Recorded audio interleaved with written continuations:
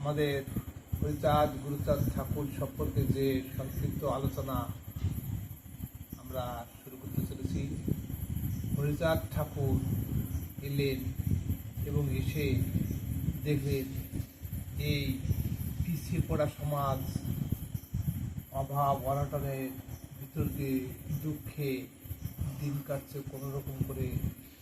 তাদেরকে হরিনাম পড়াশোনা এবং স্কুল থেকে বহিষ্কার করা হয়েছে। অতি দিন ও কষ্টে এদের দিন কেটে চলেছে। ওই জলা দেশে কোনোদিন খাওয়া জুটতো না।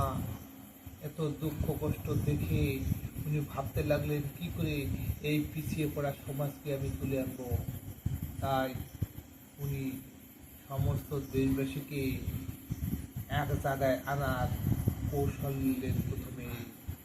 জয় হরিচাঁদ, জয় গুরুচাঁদ।